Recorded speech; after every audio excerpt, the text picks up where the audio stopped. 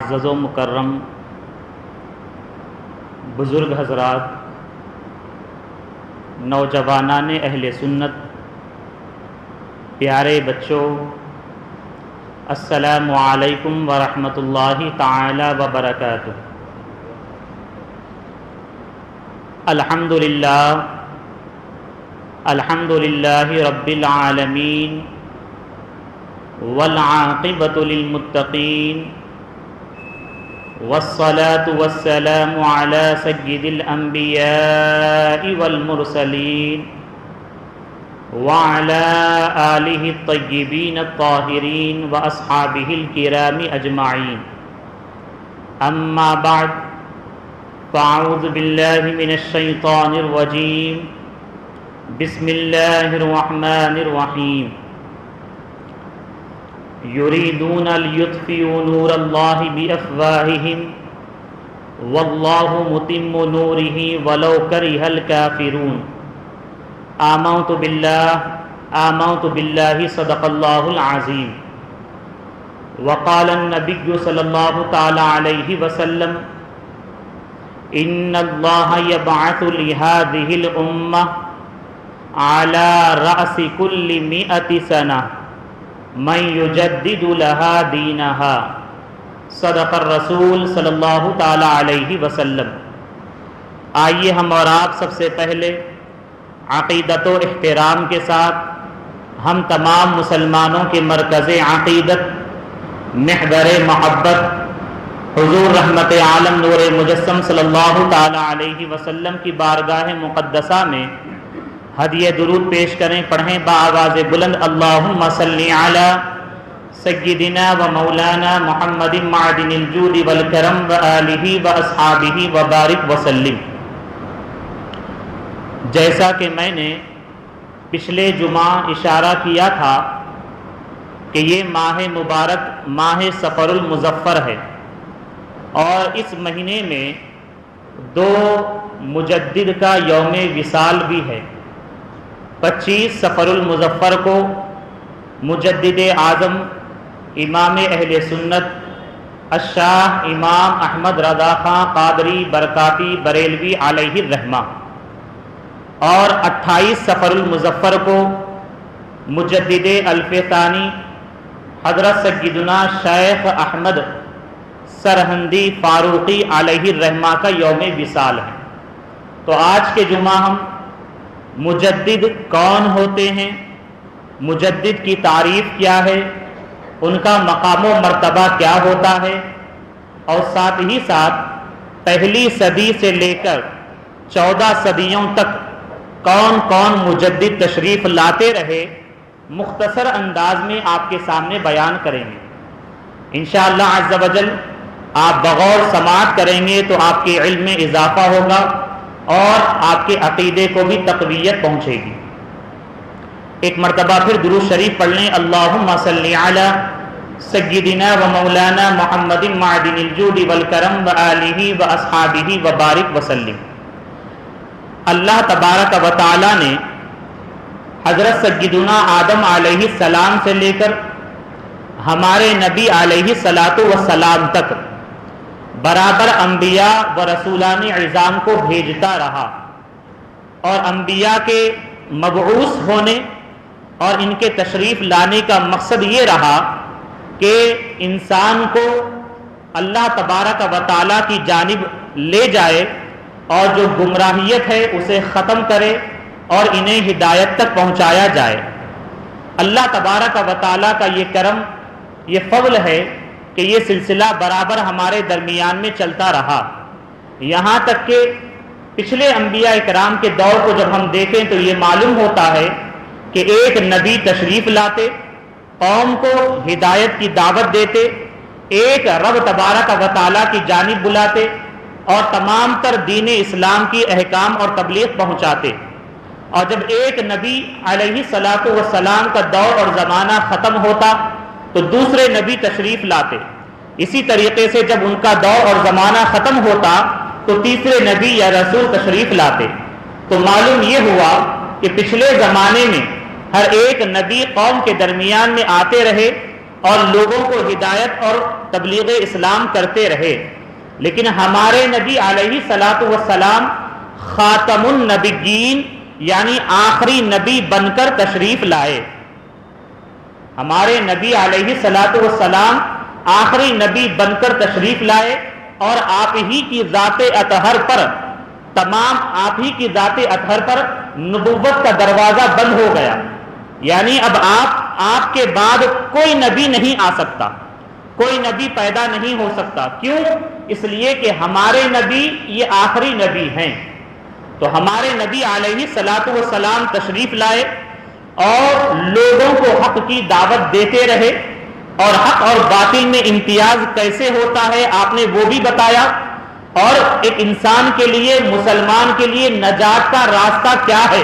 وہ تمام تر چیزیں آپ نے بیان فرما دی۔ اور پھر یہ اللہ تبارک و تعالیٰ کا خاص فضل و کرم ہے امت محمدیہ پر کہ اللہ تبارک و تعالیٰ نے انبیاء کے وارث جو ہوتے ہیں یعنی علماء حق، علماء ربانیین، اور ساتھ ہی ساتھ اولیاء کرام، ان کے سلسلے کو بھی امت محمدیہ کے درمیان میں جاری فرمایا کہ یہ بھی بھٹکتی ہوئی قوم کی رہنمائی کریں،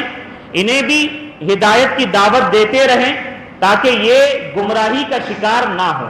تو یقیناً علماء حق، علماء ربانیین یہ دعوت الی الحق کا سلسلہ جاری رکھتے ہیں،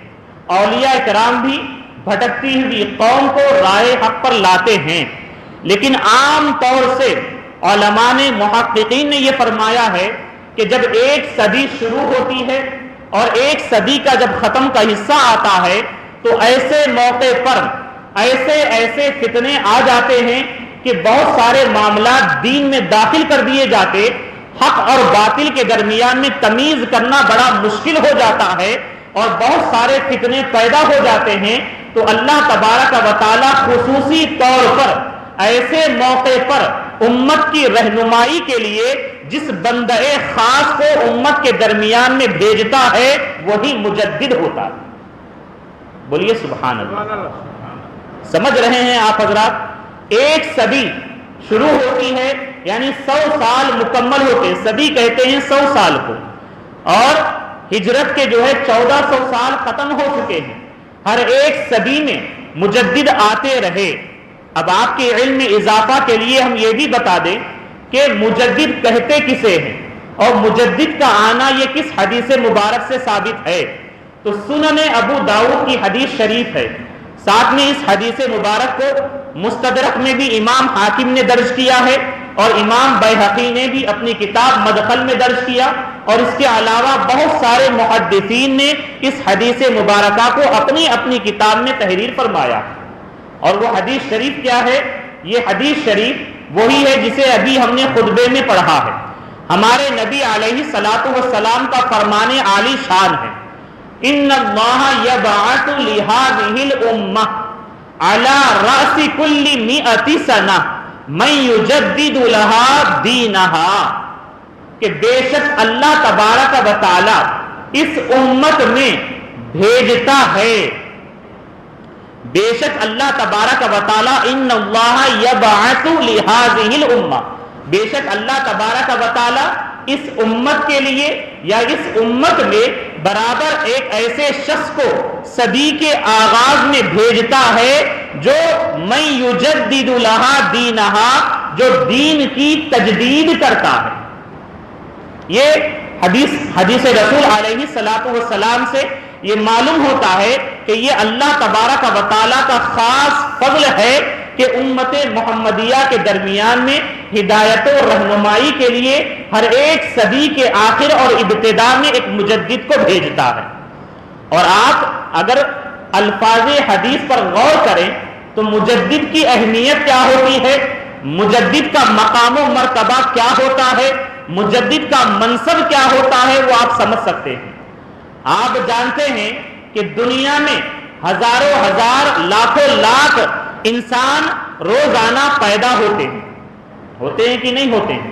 پیدا ہوتے ہیں، لیکن اللہ تبارک و تعالی، اللہ کے رسول علیہ الصلوۃ والسلام مجدد کے بارے میں یہ نہیں فرما رہے ہیں کہ مجدد پیدا ہوتا ہے، بلکہ سرکار فرما رہے ہیں بے شک اللہ تبارک و تعالی بھیجتا ہے۔ مطلب یہ ہے کہ مجدد کا دنیا میں آنا عام انسانوں کی طرح نہیں ہوتا، بلکہ اللہ تبارک و تعالی انسانوں کی ہدایت و رہنمائی کے لیے مجدد کو ان کے درمیان میں بھیجتا ہے،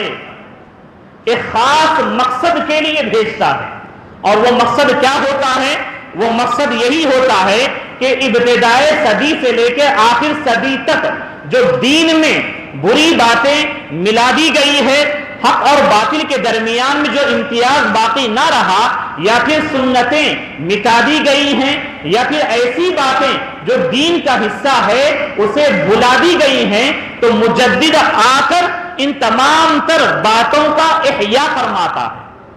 یعنی جو باتیں مٹ گئی تھی انہیں تر و تازہ کر کے قوم اور انسانیت کے درمیان میں پیش کرتا ہے۔ جو سنتیں مٹ چکی تھی تو مجدد جو ہے امت محمدیہ کو یہ پیغام دیتا ہے کہ تم نے مرور زمانہ کی وجہ سے ان سنتوں کو بھلا دیا ہے، یہ بھی ہمارے نبی علیہ الصلوۃ والسلام کی عظیم سنت ہے، ہمیں چاہیے کہ ہم اس پر بھی عمل کریں۔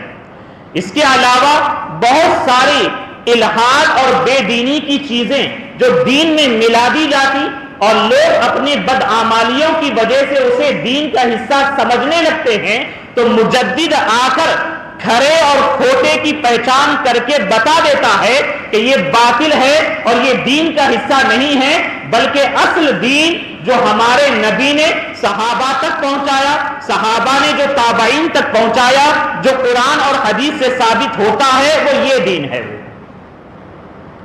سمجھ گئے آپ حضرات؟ اگر سمجھ گئے تو سبحان اللہ کہیں۔ جب آپ سبحان اللہ کہیں گے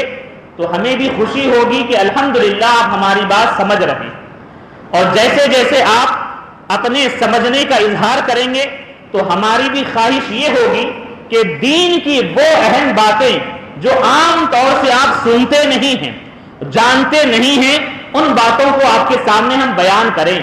تاکہ آپ کے علم میں اضافہ ہو، تاکہ آپ کے دین میں مضبوطی پیدا ہو جائے، تاکہ آپ خود سیکھیں اور اپنے گھر والوں کو بھی سکھائیں۔ آپ تو یقیناً مجدد جو ہوتے ہیں ان کا بہت بلند مقام و مرتبہ ہوتا ہے، اور مجدد کے سلسلے میں خاص بات یاد رکھیں، مجدد دین میں کوئی نئی بات پیدا نہیں کرتا ہے۔ مجدد وہ نہیں ہوتا کہ جو 1400 سال پہلے سے لے کر، یعنی نبی علیہ الصلوۃ والسلام کے زمانے سے لے کر ابھی تک جو بات نہ رہی ہو، نئی چیز آپ کے درمیان میں لائے، ایسا نہیں ہے، بلکہ وہ دین ہی کا حصہ رہی، لیکن لوگوں نے اپنے بدعملی کی وجہ سے اسے بھلا دیا، یا پھر بے دینوں نے دین میں ملاوٹ کر دی تو لوگ اسے بھول گئے، تو جو چیز دین کا حصہ تھی اسی کی تجدید کرتے ہیں مجدد، اسی کو تر و تازہ کرتے ہیں مجدد۔ تو معلوم یہ ہوا کہ پہلے سے کوئی چیز دین کا حصہ رہی اور بعد میں چلتے چلتے لوگوں نے اسے ختم کر دیا، یا پھر جو ہے اس میں ملاوٹ کر دی، تو مجدد آ کر اسی ملاوٹ کو ختم کر کے صحیح بات قوم تک پہنچاتے ہیں۔ یہی تجدید کا کام مجدد کے ذمہ ہوتا ہے۔ تو معلوم یہ ہوا مجدد کے بارے میں حدیث رسول علیہ الصلوۃ والسلام گواہ ہے، اور ساتھ ہی ساتھ بڑے بڑے محدثین نے، یعنی علامہ عبد الرؤف منابی علیہ الرحمہ، علامہ ابن حجر اسقلانی علیہ الرحمہ، خاتم الحفاظ علامہ جلال الدین سیوطی علیہ الرحمہ، علامہ قاری سلطان حنفی ہروی علیہ الرحمہ، ایسے محدثین کی ایک لمبی فہرست ہے جنہوں نے اس حدیث رسول علیہ الصلوۃ والسلام کی روشنی میں یہ بیان فرمایا کہ مجدد یہ ہوتے ہیں اور ان کا منصب یہ ہوتا ہے۔ تو الحمدللہ آپ حضرات سمجھ گئے کہ مجدد کون ہوتے ہیں۔ اب آپ یہ بھی سن لیں مجدد کس وقت میں ظاہر ہوتے قوم کے درمیان میں۔ تو علماء نے، محققین نے یہ فرمایا ہے کہ جب صدی ختم ہو رہی ہے تو تب تک ان کی شہرت قوم کے درمیان میں ہو چکی ہو اور وہ مرجع العلماء مانے جاتے ہوں، علماء بھی جو ہے ان کی بارگاہ میں رجوع کرتے ہوں، یہاں تک کہ آخری صدی میں وہ مشہور ہو گئے اور جب دوسری صدی آئی تو اس صدی میں ان کا چرچا دور دور تک ہو گیا ہو اور پھر اس صدی میں ہر کوئی ان کو مجدد تسلیم کر لے. یہ ہے مجدد کی پہچان. یعنی 2 صدی مجدد اپنی زندگی میں پائیں گے. اور ساتھ ہی ساتھ یہ بھی آپ سن لیں کہ ایک ہی صدی میں ایک ہی مجدد کا ہونا ایسا نہیں ہے، بلکہ ایک صدی میں کئی مجدد بھی ہو سکتے ہیں. یہ محدثین نے، محققین نے، علماء نے تحقیق کے ساتھ اپنی کتابوں میں اسے لکھا ہے، جس کی تفصیل بیان کرنے کی یہاں پر گنجائش نہیں ہے. یعنی ایک صدی میں ایک ہی مجدد کا ہونا ایسا کوئی ضروری نہیں ہے، بلکہ کئی مجدد ہو سکتے ہیں. اور ساتھ ہی ساتھ مجدد یہ کون ہوتا ہے، اس کے بارے میں بھی علماء نے فرمایا کہ مجدد عالم ہوتا ہے، فقیہ ہوتا ہے، محدث ہوتا ہے، یعنی علم دین کے اعتبار سے بڑے منصب پر وہ فائز ہوتا ہے، اور وہ اپنے یا تو واض و ارشاد کے ذریعے تجدیدی کارنامہ پیش کرتے ہیں، یا پھر اپنے لٹریچر تصنیفات کے ذریعے تجدیدی کارنامہ پیش کرتے ہیں، یا پھر وہ ایسے عظیم عالم ہوتے ہیں کہ وہ اپنے تلامذہ، اپنے اسٹوڈنٹس کی ایسی جماعت قوم کے درمیان میں پیش کر دیتے کہ ان کے ذریعے سے ساری دنیا میں تجدیدی کارنامہ پیش ہوتا ہے. اور اسی طریقے سے اپنے وقت کے بادشاہ جو رہے ہیں وہ بھی مجدد ہو سکتے ہیں، اور اس طریقے سے کئی ایک مجدد ہوئے ہیں. عباسی دور کے خلفاء کی جانب بھی اشارہ کیا ہے محدثین نے، اور ہم اور آپ جنہیں حضرت سیدنا اورنگزیب علیہ الرحمہ کہتے ہیں وہ بھی اپنے دور اور زمانے کے مجدد ہیں. لیکن یہ بڑی حرمہ نصیبی ہے، بڑے افسوس سے کہنا پڑتا ہے کہ یہاں کی جو قوم ہے، جو اسلام دشمن ہے، اس نے حضرت اورنگزیب علیہ الرحمہ کی ذات مبارک کو ایک ڈکٹیٹر کے طور پر پیش کیا، ایک ظالم کے طور پر پیش کیا، ایک لٹیرے کے طور پر پیش کیا. یہ بڑی افسوس کی بات ہے. ہمیں اور آپ کو چاہیے کہ ہم اپنے جو اسلام کے عظیم مجاہدین رہے ہیں اور جنہوں نے اسلام پر احسان کیا ہے، ان کے بارے میں ہم جانیں. آج ان تمام چیزوں کو مسخ کیا جا رہا ہے. جب آپ جانیں گے تو آپ اپنی اولاد کو بتا سکتے ہیں کہ یہ دنیا والے جو ان کے بارے میں کہتے ہیں یہ جھوٹے ہیں. اصل حقیقت تو یہ ہے کہ یہ اپنے وقت اور دور کے مجدد ہے، اور انہوں نے عظیم کارنامہ قوم کے درمیان میں پیش کیا ہے. تو معلوم یہ ہوتا ہے کہ بادشاہ بھی جو ہوتے ہیں وہ بھی مجدد ہو سکتے ہیں، اور ہم انشاءاللہ آپ کے سامنے چند ایک نام بھی پیش کریں گے. تو یہ ہے مجدد کے بارے میں چند ایک اہم باتیں. اب آئیے پہلی صدی ہجری کے مجدد کون ہیں؟ تو ان کے بارے میں علماء نے فرمایا خلیفہ راشد حضرت سیدنا عمر بن عبد العزیز رضی اللہ تعالی عنہ. بولیے سبحان اللہ، اور بلند آواز سے بولیے آپ سبحان اللہ. یہ بہت ہی عظیم ذات اطہر کا نام ہے، حضرت سیدنا عمر بن عبد العزیز رضی اللہ تعالی عنہ. آپ کا وصال جو ہوا ہے 101 ہجری میں ہوا ہے. آپ جب خلیفہ بنے تو آپ سے پہلے جتنے اموی خلفاء چند ایک گزرے تھے، انہوں نے بہت ساری بدعنوانیاں اور ظلم کی وجہ سے سلطنت اسلامیہ میں بہت ساری خرابیاں لے کر آ گئے تھے، اور عدل و انصاف دور دور تک بھی نظر نہیں آتا تھا. اور یہاں تک کہ ان کا ظلم و ستم ایسا تھا کہ قوم کے مال کو ہڑپ کر کے اپنی ذاتی جائیداد میں لا لیے تھے. اور اس طریقے سے بہت ساری بدعنوانیاں تھی اموی خلفاء کی جانب سے. لیکن جب عمر بن عبد العزیز رضی اللہ تعالی عنہ تخت سلطنت پر تشریف لائے تو آپ نے فاروق اعظم عمر بن خطاب رضی اللہ تعالی عنہ کے پوتے غالباً سالم بن عبداللہ رضی اللہ تعالی عنہ سے آپ نے خط لکھ کر یہ کہا کہ آپ اپنے دادا جان عمر بن خطاب رضی اللہ تعالی عنہ کے وہ تمام خطوط، وہ فرامین، وہ احکامات میرے پاس بھیجیے جنہوں نے اپنے دور کے گورنروں کو کہا تھا کہ اس پر تمہیں عمل کرنا ہے.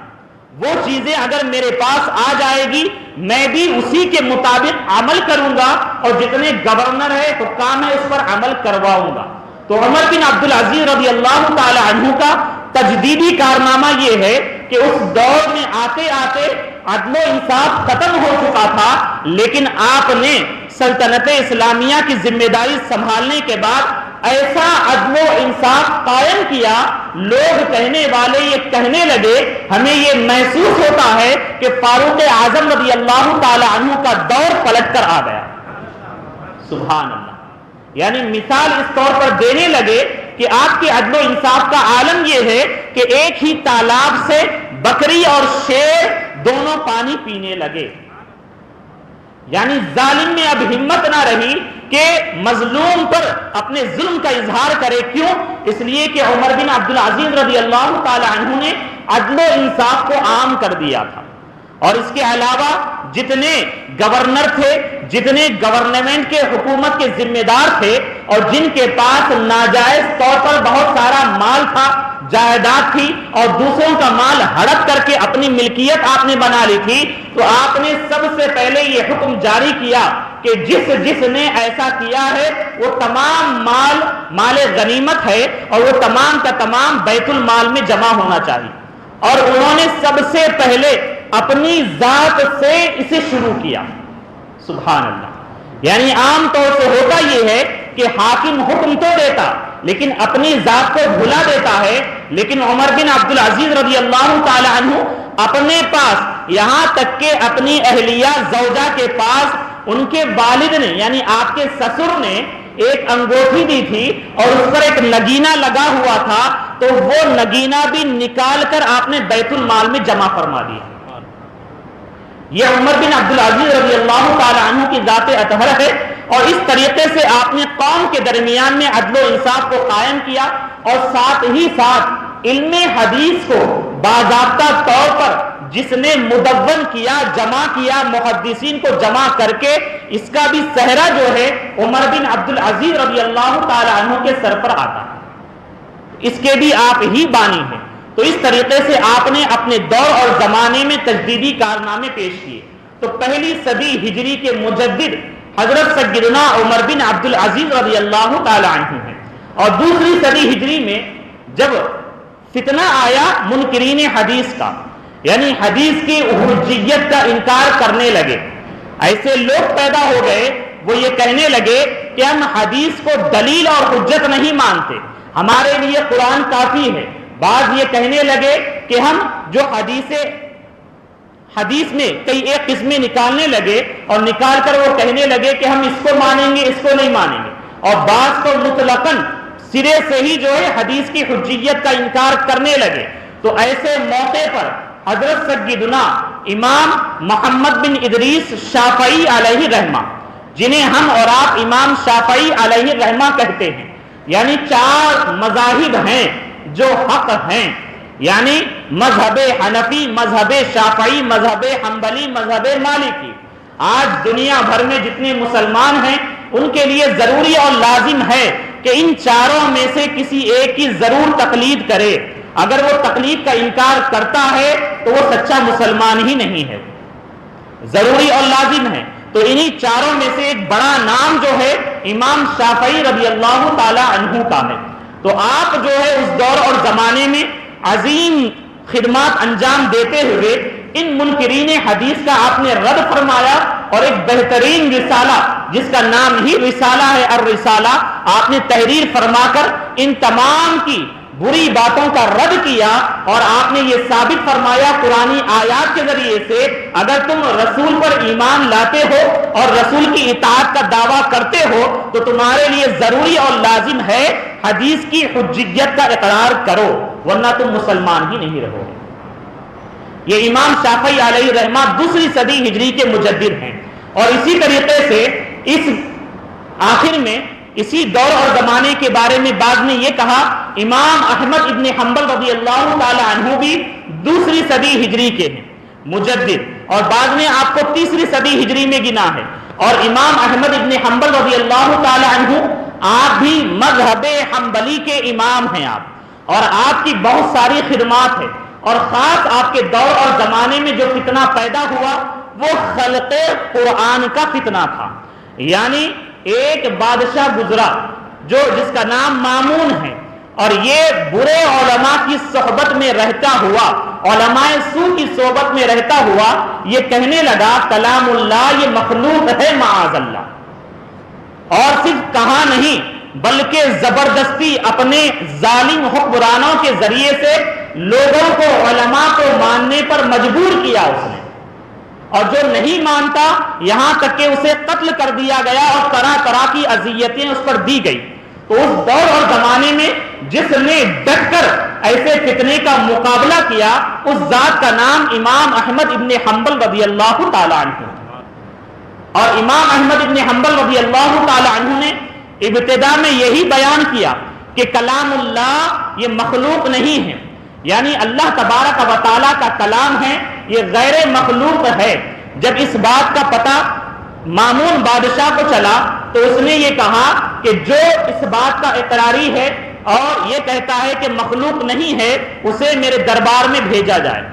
تو قصہ مختصر یہ ہے کہ آپ کو اور چند ایک کو اس کے دربار میں بھیجا گیا، تو یہاں تک کہ دربار میں بھیجنے کے بعد اس کے اپنے جو چیلے رہے اور اس کے کہے میں آ کر علماء اس کی نمائندگی جو کرنے والے تھے، علماء سو، یہ برے علماء تھے جو اپنی خواہش نفس کے مطابق چلنے والے تھے، ایسوں کے ساتھ امام احمد ابن حنبل رضی اللہ تعالی عنہ کا مناظرہ ہوا۔ اور پھر امام احمد ابن حنبل رضی اللہ تعالی عنہ اس عظیم ذات کا نام ہے جن کے سینے میں لاکھوں لاکھ احادیث کریمہ محفوظ تھی، جنہوں نے قوم کو مسند امام احمد ابن حنبل جیسی عظیم ضخیم کتاب عطا فرمائی، اور ان کے مقابل میں کون ٹھہر سکتا ہے؟ آپ نے قرآنی آیات اور احادیث کریمہ کی روشنی میں زبردست طریقے سے ان کا رد اور جواب دیا کہ ان کی بولتی بند ہو گئی۔ اور جب حق غالب آتا ہے اور یہ جو باطل پر ہوتے ہیں انہیں کچھ سمجھ میں نہیں آتا تو اب یہ اپنے ظلم اور طاقت کا استعمال کرتے ہیں۔ تو مامون نے یہ کہا کہ ان پر کوڑے برسائے جائیں۔ دیکھیں ہمارے ائمہ نے، ہمارے اسلاف نے دین کے خاطر کتنی قربانیاں پیش کی، اور حق کو بیان کرنے کے سلسلے میں کبھی بھی مصلحت سے کام نہ کیا، بلکہ ڈٹ کر جو ہے ایسے باطل آندھیوں کا آپ نے مقابلہ فرمایا۔ جب آپ کے جسم پر پہلا کوڑا پڑا تو آپ نے فرمایا بسم اللہ، اور جب دوسرا کوڑا جلاد نے مارا تو آپ نے فرمایا لا حول ولا قوت الا باللہ۔ جب تیسرا کوڑا آپ کے جسم مبارک پر مارا گیا تو آپ نے فرمایا القرآن کلام اللہ غیر مخلوق، اور اس کے بعد جب چوتھا کوڑا مارا گیا تو آپ نے فرمایا لا یصیبنا الا ما کتب اللہ لنا، یعنی ہمیں کوئی مصیبت نہیں پہنچتی مگر وہی مصیبت جسے اللہ تبارک و تعالیٰ نے ہمارے حق میں مقدر فرما دیا۔ اور اس کے بعد ڈٹ کر کھڑے رہے یہاں تک کہ جلاد اپنی پوری قوت کے ساتھ مارتا رہا۔ 29 کوڑے آپ اپنے جسم ناز پر کھاتے رہے یہاں تک کہ آپ پر بے ہوشی طاری ہوئی اور آپ گر گئے۔ اللہ اکبر! یہ اپنے وقت کے مجدد ہے۔ تو مجدد کا منصب اس بات کا تقاضا کرتا ہے کہ سامنے چاہے باطل کتنی طاقت کا مظاہرہ کیوں نہ کر لے، اپنے وقت اور دور کا بادشاہ اور فرعون بن کر کیوں نہ بیٹھ جائے، یہ ہوتے تو تنے تنہا ہیں لیکن ایسا عظیم کام کر جاتے ہیں بڑی سی بڑی جماعت بھی ان کا مقابلہ نہیں کر سکتی۔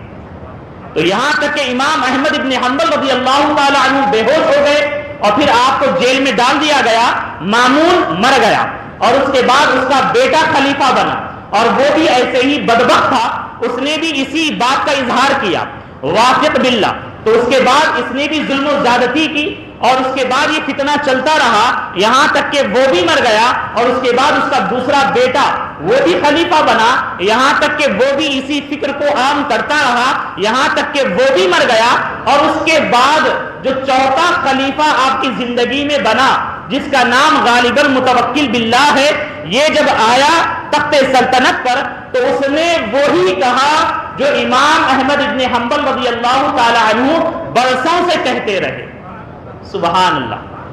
اس طریقے سے حق غالب آ کر رہتا ہے، اور یہ اللہ تعالیٰ کے نیک بندے جو مجدد ہوتے ہیں ہمیشہ حق ہی کو غالب کر کے رہتے ہیں۔ تو یہ امام احمد ابن حنبل رضی اللہ تعالی عنہ اپنے دور کے مجدد گزرے ہیں، اور تیسری صدی ہجری کے مجدد حضرت سیدنا امام ابو الحسن اشعری رضی اللہ تعالی عنہ ہے۔ چوتھے صدی ہجری کے مجدد حضرت سیدنا ابو حامد محمد ابو حامد احمد ابن محمد اصفرانی رضی اللہ تعالی عنہ ہیں، 5ویں صدی ہجری کے مجدد۔ اس دور اور زمانے میں 5ویں صدی ہجری میں فلاسفہ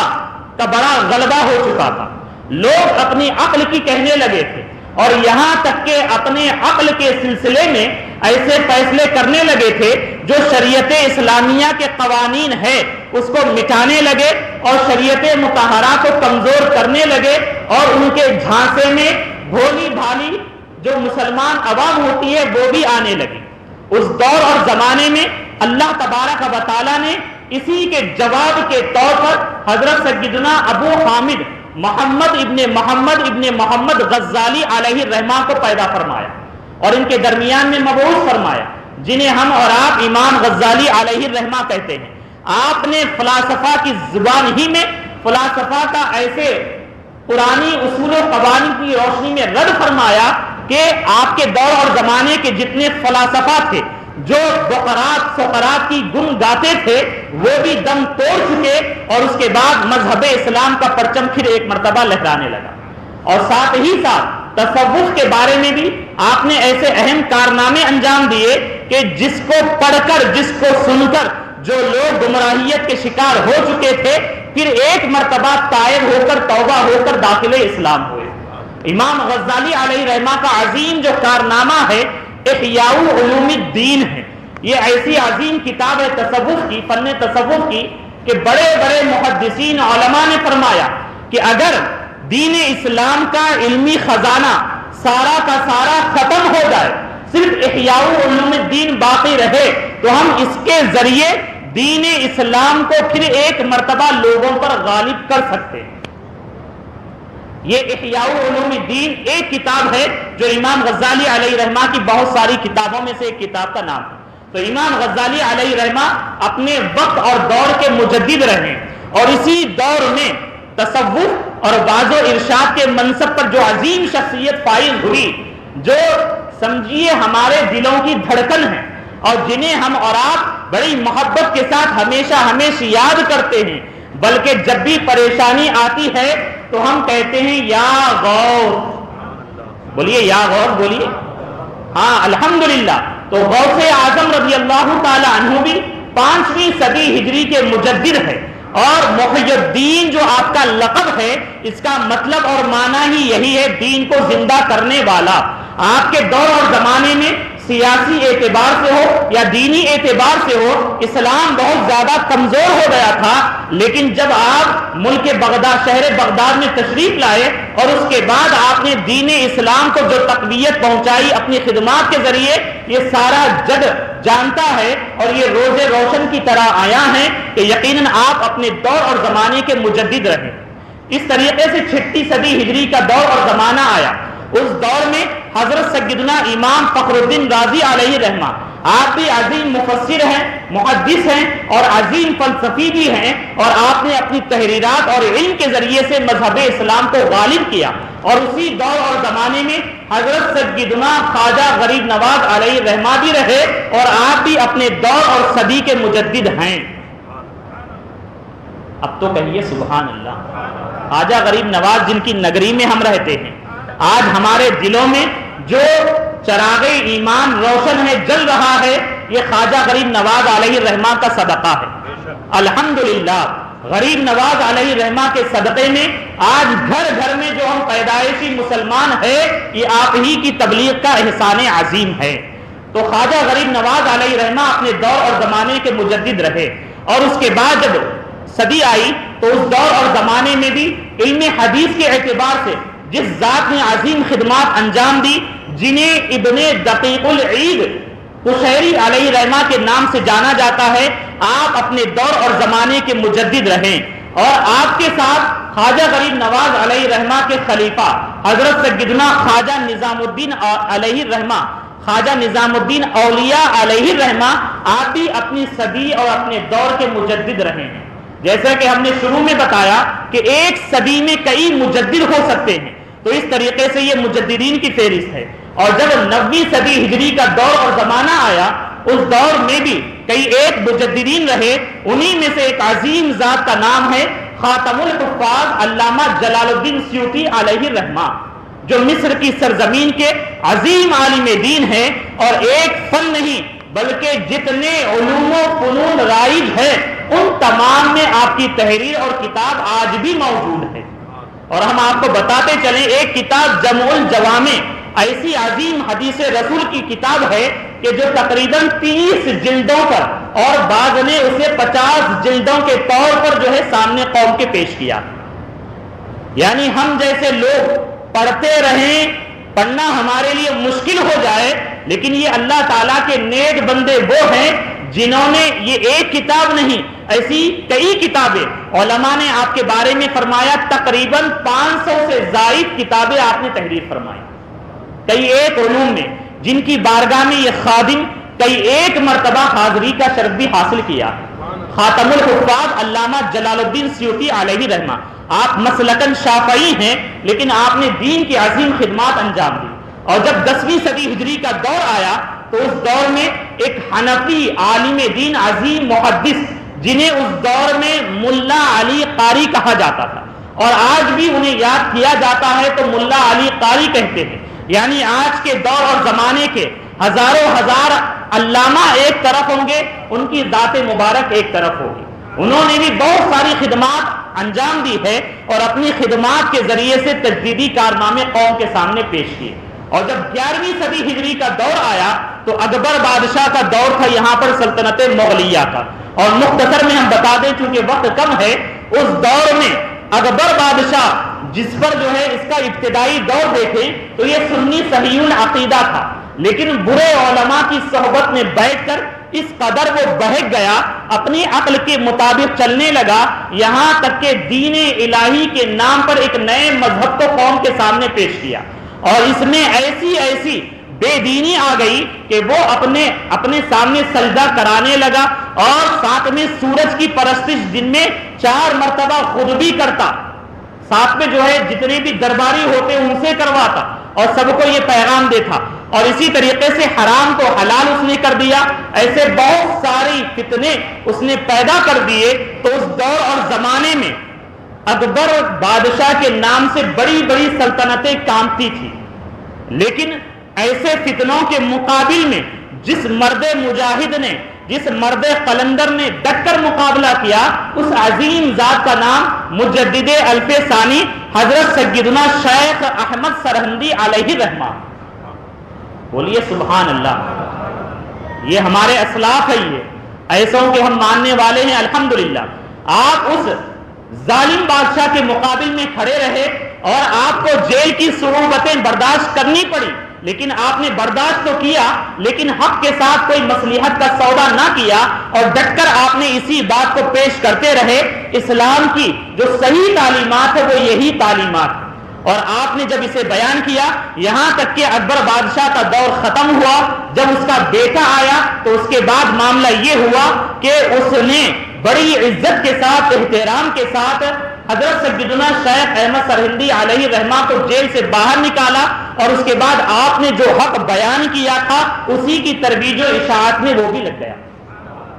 اس طریقے سے حق غالب آیا۔ 12ویں صدی ہجری کا دور آیا تو شہنشاہ ہندوستان حضرت سیدنا اورنگزیب علیہ رحمہ، آپ 12ویں صدی ہجری کے مجدد ہیں۔ انشاءاللہ کبھی کسی موقع پر آپ نے کیا خدمات انجام دی اسے ہم بیان کریں گے، لیکن خاص آپ کا یہ مقصد اور منشا تھا کہ سلطنت مغلیہ دنیا کے کئی خطوں میں رائج ہے، تو کیوں نہ ہو یہاں پر مذہب حنفی کے قانون کو رائج کیا جائے، اور آپ اسی نیت کے ساتھ کئی ایک علماء، تقریباً 500 علماء کی ٹیم کو آپ نے بٹھایا، اور بٹھا کر یہ فرمایا کہ ایسی کتاب تیار کرو جس میں مذہب حنفی کے راج اقوال جمع کر دیے جائیں۔ تو اس طریقے سے انہوں نے اپنی زندگی میں، اپنی نگرانی میں فتاوی عالمگیری، فتاوی ہندیہ کے نام پر ایک عظیم کارنامہ پیش کیا، اور اس کے علاوہ بھی آپ کے بہت سارے تجدیدی کارنامے ہیں۔ اور 13ویں صدی ہجری جب آئی تو اس دور میں حضرت سیدنا شاہ عبد العزیز محدث دہلوی علیہ رحمہ منصب تجدید پر قائم ہوئے، اور آپ نے اپنے مجددانہ کردار کو قوم کے سامنے پیش کیا۔ اور اس وقت میں رافضیت، شیعیت اتنی غالب آ رہی تھی کہ طرح طرح کے فتنے کئی جگہ پر پیدا کر دیے تھے، اور آپ نے اسی تعلیم کو جو قرآن و حدیث کی روشنی میں ہے، ہمارے نبی علیہ الصلوۃ والسلام کی جو صحیح تعلیمات ہے اور جو فکر صحابہ ہے، اسے قوم کے درمیان میں پیش کیا۔ تحفہ اثنا عشریہ کے نام سے ایک ایسی زبردست کتاب آپ نے تحریر کی کہ آج تک رافضیت کے منہوں پر تالا لگا ہوا ہے، کسی میں بھی یہ ہمت نہ ہوئی کہ اس کا رد کریں اور اس کا جواب پیش کر سکیں۔ تو یہ 13 صدیوں کے مجددین کا تعارف مختصر میں آپ کے سامنے آیا، اور 14ویں صدی ہجری کے مجدد، اس دور اور زمانہ کا معاملہ یہ تھا کہ اس دور میں ملک ہندوستان پر، جہاں پر ہماری جو تاریخ رہی، تاریخ اسلام مسلمانوں کی حکمرانی کو دیکھیں، تقریباً مسلمان یہاں پر 1000 سالہ ان کا دور گزرا کہ اس پر جو ہے حکمرانی کرتے رہے۔ لیکن اس کے بعد معاملہ یہ ہوا کہ یہ انگریز جو تن کے گورے من کے کالے ہیں، بری نیت اور سازش کے ساتھ کمپنی کے نام پر ملک ہندوستان میں آئے اور اپنے پنجے گاڑ لیے اور طرح طرح کے فتنے پیدا کر کے انہوں نے دیکھ لیا کہ اگر ہمیں ملک ہندوستان پر حکومت کرنا ہے تو جن کی تاریخ پرانی ہے اس تاریخ کو ختم کرنا ہوگا، اور مسلمانوں کے درمیان میں جو اتحاد ہے اسے انتشار میں بدلنا ہوگا، ان کے درمیان میں پھوٹ ڈالنی ہوگی۔ تو یہ پھوٹ ڈالو حکومت کرو کے نام پر اپنے فتنے کا آغاز کیے، اور ایسے ایسے مولویوں کو انہوں نے اپنا فنڈ دے کر تیار کیا کہ جس کی وجہ سے جو 1400 سال سے جو ہمارے عقائد تھے ان عقائد کو بدلنا شروع کر دیے۔ اسی دور اور زمانے میں قادیانی فتنہ پیدا ہوا۔ غلام احمد قادیانی نے پہلے امام مہدی ہونے کا دعویٰ کیا اور اس کے بعد معاذ اللہ نبوت کا بھی دعویٰ کر دیا، اور اس کے علاوہ اسماعیل دہلوی نے تقویت الایمان کے نام پر ایسا فتنہ قوم کے درمیان میں پیش کر دیا کہ اس میں ہمارے نبی کی جو شان اور عظمت ہے اس کو گھٹائی گئی، اولیاء اکرام کے بارے میں اس طریقے کے جملے کہے گئے کہ جو ہمارے سننے کے لائق بھی نہیں ہے، اور اسی طریقے سے میلاد النبی کو منانے کے سلسلے میں یہ کہا گیا یہ تو ایسے ہی ہے جیسے کنہیا کا جنم دن منانا ہوتا ہے۔ اور اس کے علاوہ معاذ اللہ ہمارے نبی علیہ الصلوۃ والسلام کے علم غیب کے سلسلے میں انگوش نمائی کی گئی، اور یہ کہا گیا یہ علم غیب کا معاملہ کیا ہے، ایسا علم غیب تو معاذ اللہ بچوں کو، بوڑھوں کو، پاگلوں کو بھی حاصل ہوتا ہے۔ تو اس طریقے سے ایسے برے فتنے اور عقائد اور بدعتیں جب قوم کے درمیان میں آ چکی تھی، ایسے دور اور زمانے میں اللہ تبارک و تعالیٰ نے قوم مسلم کی ہدایت اور رہنمائی کے لیے مجدد اعظم امام احمد رضا خان قادری بریلوی علیہ الرحمہ کو مبعوث فرمایا۔ انشاءاللہ عز و جل آئندہ جمعہ ہم مجدد اعظم امام احمد رضا علیہ الرحمہ کی عظمت و شان کیا ہے، ان کے کارنامے کیا ہے، اسے بیان کریں گے، اور ہم یہ پیغام دیتے چلے کہ ہم اور آپ الحمدللہ سنی ہیں، اہل سنت و جماعت کے ہیں، ہمارے اسلاف کی تاریخ بڑی عظیم رہی ہے۔ ہمیں چاہیے کہ ہم بھی اپنے اسلاف کے مطابق زندگی گزاریں اور ان کے کارناموں کو سنیں، آپ خود جانیں، اپنی اولاد کو بتائیں، اپنے آنے والی نسلوں کو بتائیں۔ وما علینا الا البلاغ۔ السلام علیکم ورحمۃ اللہ تعالی وبرکاتہ۔ جو حضرات سنت ادا نہ کی ہو سنت ادا کریں۔